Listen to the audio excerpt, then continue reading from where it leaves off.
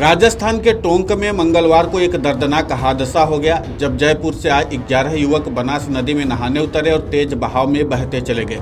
सभी युवक पिकनिक मनाने के लिए दोपहर करीब 12 बजे नदी के पुराने पुल के पास पहुंचे थे। स्थानीय लोगों के मुताबिक सभी युवक एक साथ नदी में नहाने उतरे, लेकिन कुछ देर बाद तेज बहाव के कारण एक एक कर गहराई में चले गए और डूबने लगे। स्थानीय ग्रामीणों ने शोर मचाया और तुरंत पुलिस को सूचना दी। सूचना मिलते ही टोंक पुलिस प्रशासन और एसडीआरएफ की टीम मौके पर पहुंची और रेस्क्यू ऑपरेशन शुरू किया। अब तक 8 युवकों के शव को बरामद किया जा चुका है, जबकि बाकी 3 की तलाश जारी है। सभी को शहादत अस्पताल लाया गया, जहां डॉक्टरों ने 8 युवकों को मृत घोषित कर दिया। स्थानीय लोगों ने बताया कि नदी का ये हिस्सा गहरा है और यहां कोई चेतावनी बोर्ड या सुरक्षा व्यवस्था नहीं थी। ये पुराना पुल क्षेत्र है जहां अक्सर लोग बिना जानकारी के नहाने चले आते हैं। घटना की खबर मिलते ही शहादत अस्पताल में परिजनों और स्थानीय लोगों की भीड़ लग गई।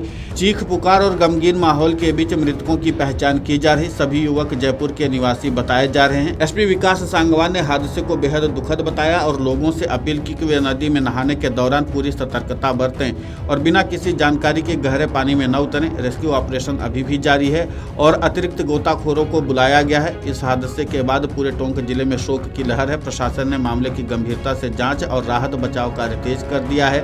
पुलिस मृतकों के परिजनों से संपर्क कर रही है और लापता युवकों की तलाश में लगी है। देखिए, इसमें करीब 11 जो अडल्ट्स हैं वो सामने आया था कि वो पिकनिक मनाने के लिए यहाँ पर आए हुए थे।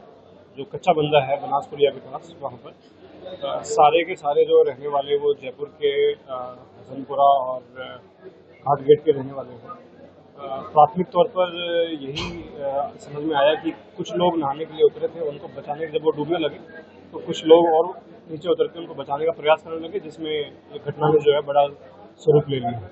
जो 3 रिकवर हुए हैं उनसे जब पूछताछ हुई तो उन्होंने बाकियों को पहचाना है और बताया है कि ये उनके साथी पिकनिक के लिए यहाँ पर आए। कितने लोगों को बच्चों की जरूरत होती है? अब ऐसे स्पॉट जहाँ पानी भरा रहता है उसके लिए, क्योंकि मानसून का सत्र आ रहा है, किस तरह आप एडवाइस जारी करेंगे? देखिए, अगर आपने पुराना पुल देखा हो तो उसके पास भी एक पक्की चारदीवारी जो है वो कर रखी गई है ईंटों के द्वारा, लेकिन उसके बावजूद भी क्योंकि नदी का क्षेत्र है वो खुला क्षेत्र है, वहाँ पर कई ऐसे कच्चे पक्के रखे जाते हैं जहाँ तक नदी तक लोग पहुँच जाते हैं। कुछ ऐसे चेतावनी बोर्ड पहले भी पुल में भी लगाए गए हैं और अभी एक बार पुनः जैसा कि मानसून सत्र आ रहा है उससे पहले एक बार सर्वे किया जाएगा कि कहाँ कहाँ डूब क्षेत्र हो सकते हैं, कहाँ कोई घटना हो सकती है, तो वहाँ पर प्रशासन की तरफ से और जो अलर्ट या वार्निंग बोर्ड हैं वो इसमें।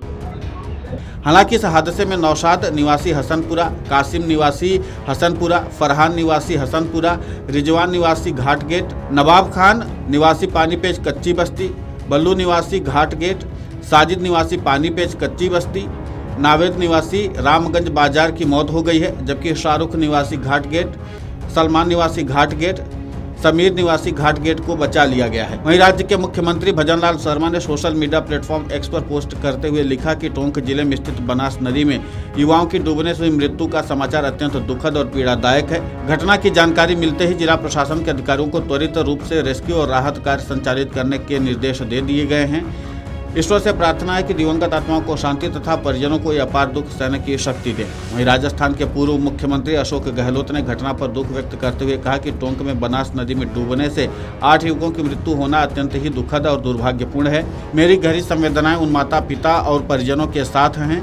प्रशासन और सरकार ये सुनिश्चित करें कि भविष्य में ऐसी घटनाओं की पुनरावृत्ति न हो। ईश्वर से प्रार्थना है कि मृतकों की आत्मा को शांति तथा परिजनों को इस कठिन समय में धैर्य और संबल प्रदान करने की शक्ति दें।